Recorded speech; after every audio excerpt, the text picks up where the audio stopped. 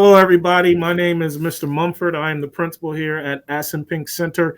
I am accompanied by four prestigious men, and we have some very good things to share with you in this episode. Right now, I'm going to turn it over to Mr. Jared Warren, principal of Sypek Center. All right. Hello, everybody. Good morning, good afternoon, and good evening in case you watch this at night. Today, we have two special guests, Mr. Eric Palm, our Supervisor of Secondary Ed at Sypek, and Mr. Scott Munro, our Supervisor of Secondary Ed at the Assunpink Center. And we just wanted to introduce both of you to our community and ask you a couple questions and give some people insight on what it is that you both do and how you are an integral part here at the MCTS community. So I'm going to start off with a couple questions. Mr. Palm, what is your background in education? So my background is all about Mercer County Technical School. So I started working here in 2014 after graduating college. I started here as an English teacher and absolutely loved it. As an English teacher, I obviously have a passion for reading and writing, but what really excited me was seeing all the students in the shop classes and the passion that their teachers had. So walking around and circulating throughout the school was an experience unlike anything else. I learned from the teachers, I learned from the students, and the most important lesson I learned is don't go anywhere else because this is the best district out there. Nice. Mr. Munro, may I ask you the same question? What's your background in education? Sure, absolutely. Well, I'm new to the district and glad to be here. I'm originally trained as New York State as a science teacher, primarily taught biology and a little bit of physics. I taught anatomy and physiology for a medical arts program as an adjunct for a while. And so 9 years ago, I started a STEM academy for a local high school. I built out some engineering, advanced manufacturing, and pathways and technology for early college program, and really found a passion for career technical. It's just seeing kids that are focused and seeing the skills that are developed. You know, it's really exciting. So I'm very grateful to be here, and it's what a warm welcome. So it's a great place, really, truly. Nice. Thank you, guys. Thank you both. Thank you. So I have a question for both of you guys. I guess we'll start with Mr. Palm first, but what is your role with teachers?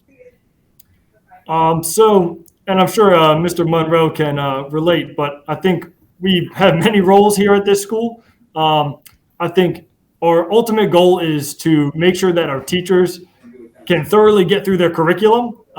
So that means, helping them find better ways to educate their students or gather the supplies or training that they need to ultimately provide a thorough education.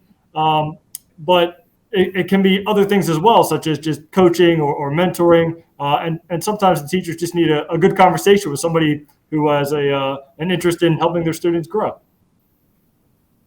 Yeah, I could say a lot of the very similar things. I think really we know that the important work is done in the classroom. We're in a supporting role. We're here to make sure that, the skills are transferable because, the career field is changing rapidly. And we're really here as a support mechanism. We're here to help with best practices and help develop lifelong skills and really get that, the skills to pay the bills, get them a lifelong earning potential. Awesome. Nice work, guys. Hey, listen, on the flip side, all right, it's why we're here. It's what we do on a daily basis. What is your role with our students? So similar to our role with teachers, we do take on many different hats depending on the day or the task or the duty.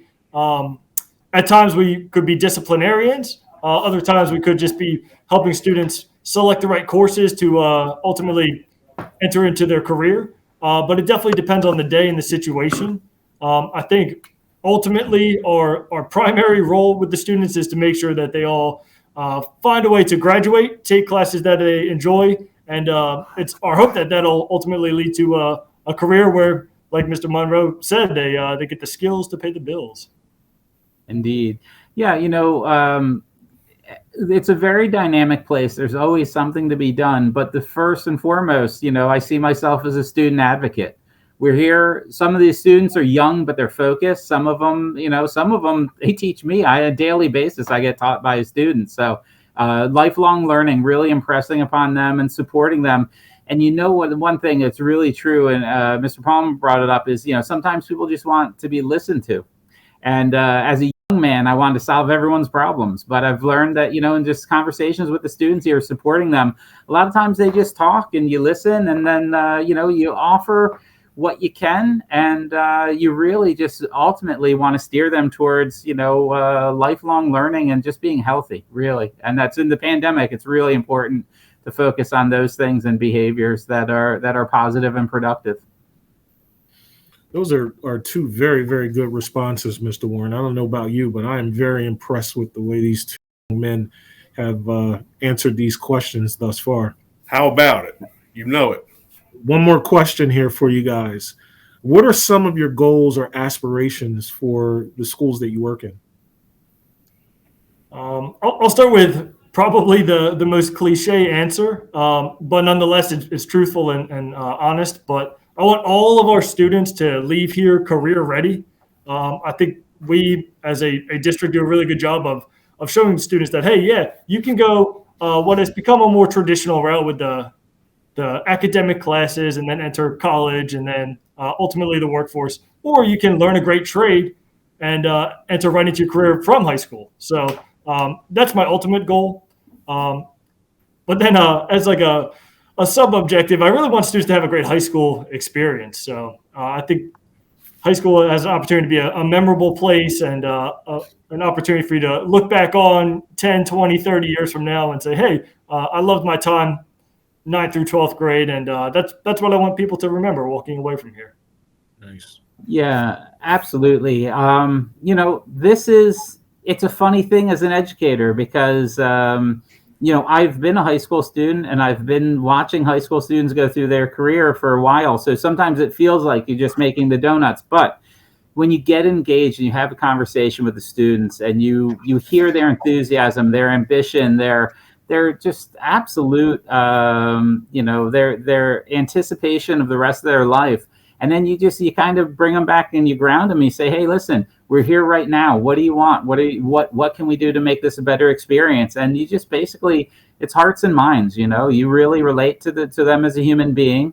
They're just a little bit younger. Oftentimes I have these conversations with these impressive people and I realize they're so much more intelligent than I am, but they haven't had the life experience. So one of the things I think we really want to focus on, especially with the career technical, getting them to stack some certificates for employability, focus on transferable skills, let them know that what they're studying and what they're doing right now, where else is that skill transferable? What else can they do with it? And really, just drawing upon empathy, really, again, making this a human endeavor and saying, listen, we're all human beings. We've just come through one of the craziest times in history, and teaching them how to be safe, how to be empathetic, and teaching them that in this new world technology, how to utilize that to be an employee or an owner of a business and how to really maximize the opportunity here. It is so exciting to think that, we have our future leaders here, and building something that builds resilience with them is really, I think, problem solving and empathy, two big character things that I think will carry them through the rest of their lives. So excited to be here. Sounds good to me. And, I know I can speak from Mr. Munford when I say this. Both of you have been a tremendous, have been tremendous supporting us, supporting our students, supporting our school. And, never forget why we're here. We are a good collaborative team, I feel. And we're here to support kids, putting them in the best position possible for their lives after school and their careers. So, just wanted to say thank you both. Let's keep working together, keep having each other's back, and keep supporting kids. So thank you for your time. You got it. Thank you. Absolutely. So before we wrap up today, just want to give a shout out to Mr. Sikowski, the man behind the scenes, for putting this together. Assunpink principal, Mr. Munford. And, again, Mr. Munro, and then Mr. Palm. Thank you very much for being our special guests here today. And MCTS community, I hope that you learned something from our little talk here and got to know us a little bit more.